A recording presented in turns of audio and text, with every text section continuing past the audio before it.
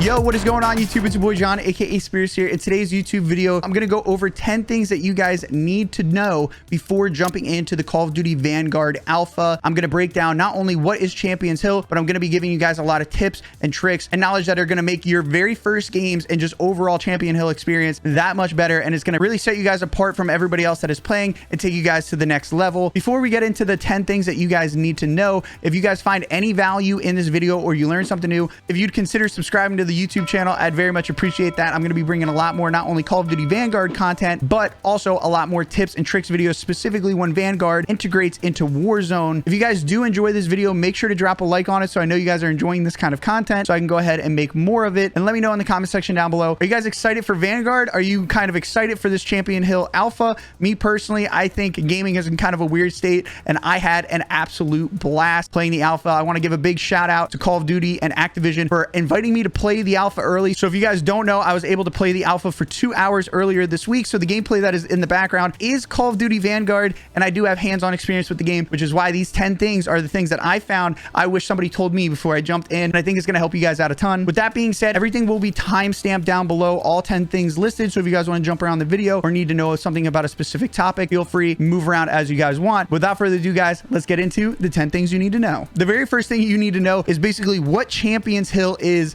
I know that seems like a very broad and basic question, but trust me, the game mode is more confusing than you would think. I'm going to break it down very quickly and just straight to the point. Champions Hill is Vanguard's version of MW's 2v2 gunfight. It's basically the 2v2 gunfight tournaments, except there's an economy system, which we're going to go over later in the video, where you guys can actually buy things. And outside of that, it is a respawn game mode. So very similar to MW's 2v2 gunfight and the gunfight tournaments, but there's a lot of twists on it. And that, honestly, I think that makes it better. I think it improves it a lot. The second thing that you guys need to know is how it works. So you guys are going to load into a game of Champions Hill, and you're going to be brought to the hill, if you will, where you and all your opponents are around the outside, very similar to the Hunger Games. And in the middle, there are 4 buy stations in which you guys can spend your $500 that you spawn in with. You guys are able to go up on the catwalk and walk around and see all 4 maps. And like I said, in the middle, there are the buy stations where you can spend your $500. You can either use it to upgrade your weapon, which you can do by clicking right on the D-pad, or going to the buy stations where you guys can purchase extra weapons. You guys can purchase kill streaks.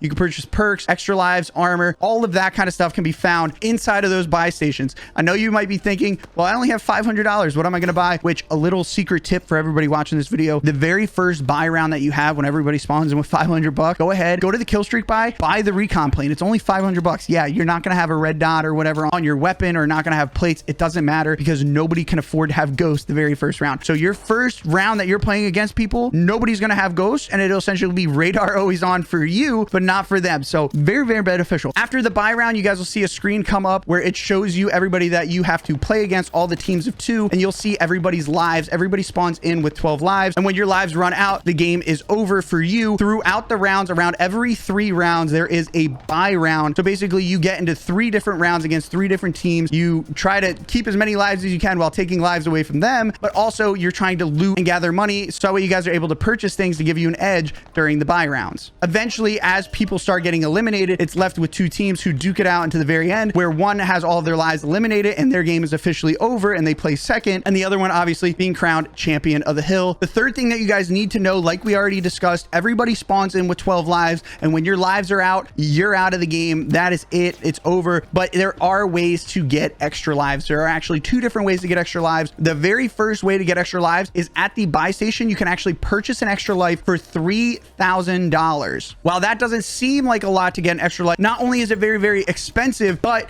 if you guys are purchasing that for $3,000, you have to forego getting other things such as perks, tacticals, all of that kind of stuff that could be beneficial to you. The second way that you guys can actually get an extra life is at the start of each round, there is a little token. It's a spinning circle token with the life symbol on it. Basically the plus with the heartbeat check mark thingy, and it's spinning. And if you guys run over and pick it up, basically just run over it. There is auto loot in this, so all you guys got to do, run over it. You guys are awarded an extra life. In the middle of the screen, you'll see the plus with the heartbeat and a +1 next to it, letting you know you were awarded an extra life, and it will reflect that down in the bottom left hand side. Again, this only spawns 1 time per round, and it is very, very valuable. It's worth about $3,000 cash, so it is worth using it to your advantage. If the other team has less lives than you, there are 2 things that you can do. You can either camp it, because there's a solid chance somebody goes for it, or if they do have less lives than you, you guys can go ahead and do the trade out method method, which is something I started doing on my later alpha games when I started getting a feel for the game. If other teams had less lives than me, basically I would run to the middle of the map right off the start of the round, make sure nobody's like heavy watching where I can see, and then just run across, grab it. And if I got it, awesome. If I die,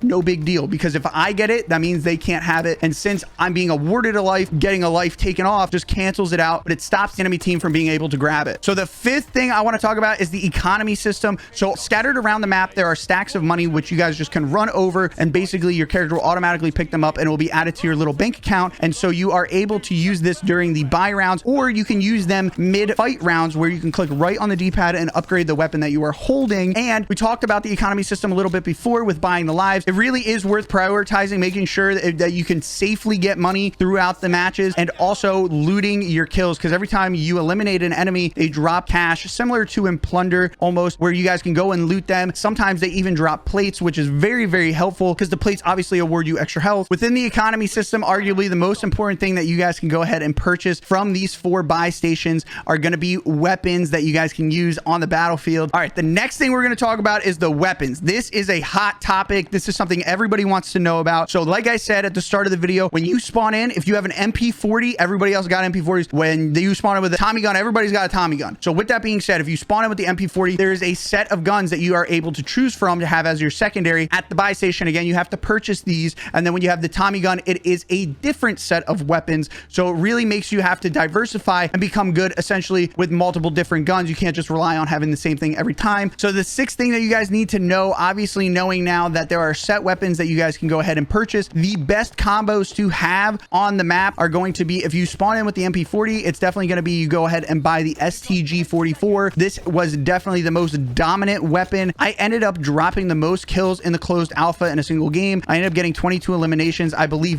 Biffle also had 22 eliminations in one of his games. So we were tied up for the PR of the closed alpha, but that was what I found is pretty much most of the very, very proficient players, we all use the very same setups, and that is going to be the MP40 and the STG-44. And then if you spawn in with that Tommy gun, picking up the BAR. It is worth noting that if you guys upgrade your weapon and you go to the buy station, and let's say you have your MP40 out that's been upgraded, and you go ahead and purchase another weapon, if your MP40 is out, it will switch the MP40 out for whatever you're purchasing, and you're not able to get it back until you rebuy it. So everybody starts with an MP40 or a pistol and a Tommy gun and a pistol. So if you don't have your pistol out, if you buy with your MP40 out, you unfortunately get stuck with whatever that secondary that you bought and the pistol. So it's very important that when you approach the buy station, you go ahead and take out the pistol first before you buy. So when you purchase something, you don't give away your gun that is already upgraded. It is worth noting that if you do accidentally do this, I did it multiple times, that when you guys go ahead and purchase the gun back, it does come back fully upgraded where you left it off. But if you guys want to ensure that you don't have to waste any of your economy, go ahead and make sure you approach the gun buy station with the pistol out or the weapon that you want to swap out with, because it seems like an easy thing to remember, but when the time's ticking, it's very easy to forget, and it's an easy mistake that's going to cost you guys some money. The seventh thing I wanted to talk about are the map. There are 4 maps that you guys can play on in Champions Hill, and they are all visible from the catwalk around the hill itself. The maps themselves can be a little bit daunting at first and very confusing because there's a lot of different lines of sight, and obviously everything is brand new. But when you sit back and really think about them, all of these maps are very, very simple. They are 3-lane traditional Call of Duty maps. Each map is the same thing on either side. So whatever you have on your side, they have on their side. So you know what you're walking into regardless of what side you spawn on. With each side of the map being exactly the same, the enemy team spawns are the same as your spawns. So there are some instances where you will actually spawn in and be looking straight across and be looking directly at an enemy, which is an easy way to get an early pick or even take their armor off, which is super beneficial, especially since everybody only has 12 lives to work with. Like I said before, all 4 maps are very close to each other on the hill itself. So there is a possibility that you guys will hear gunfire, and it will not be from your map. It will actually be from the neighboring map and the neighboring 2v2 that is going on. So it's worth noting being able to differentiate if the gun sounds are close or if they're far, so that way you don't get any bad information or relay any bad information to your teammates. The 8th thing that you guys need to know before loading into Vanguard, deal with the maps, and that's going to be the cover and the walls and everything like that. In Call of Duty Vanguard, they've introduced destructible cover, which are basically these dilapidated board walls that you're able to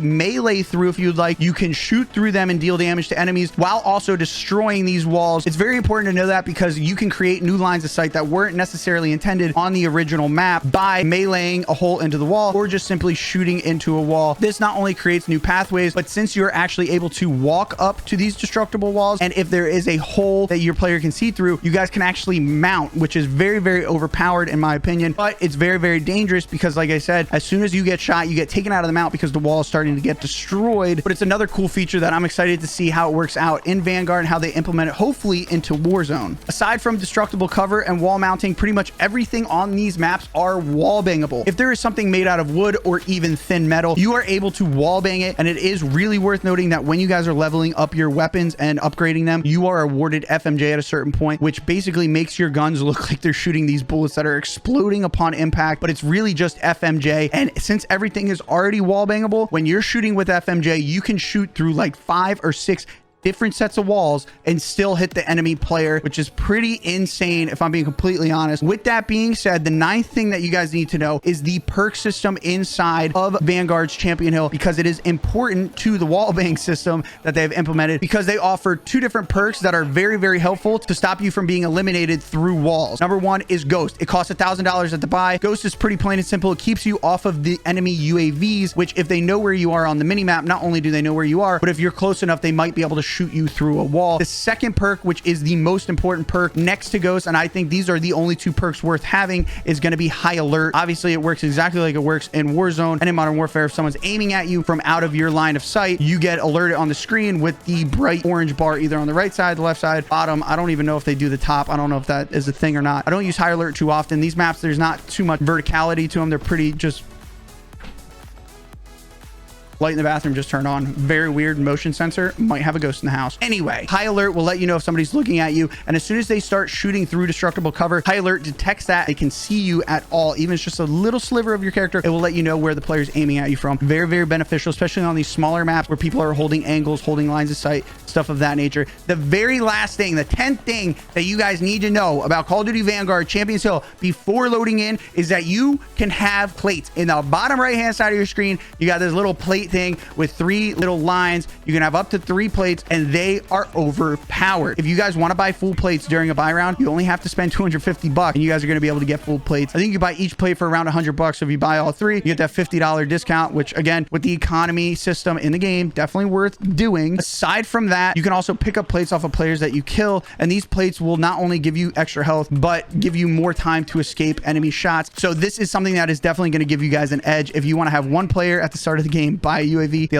other player be more aggressive, buy plates, it will work out in your benefit, I promise. Anyway though, guys, I hope that you enjoyed this video and the gameplay in the background. Again, huge shout out to Call of Duty and Activision for allowing me to get this gameplay early and bring you guys these kinds of videos. I really freaking appreciate it. It's been awesome. It's been one of my dreams of all time, was to play a Call of Duty before, you know, launch, before everybody else gets to play it, and be able to bring content for you guys. So this is literally a dream come true. Thank you, Call of Duty. Anyway though, if you guys found any value in this video, please consider subscribing to the channel. A lot more videos like this are coming out. For those of you who don't know, I'm dropping a settings video, all the settings you guys need to change before jumping into the game. That should be on the channel shortly after this one. And then after that, like I said, I dropped the most kills in the alpha. That will be coming out as well. Anyway though, again, if you found any value, please consider subscribing. Drop a like if you guys enjoyed this kind of content. Without further ado, guys, I'll catch y'all later. Peace.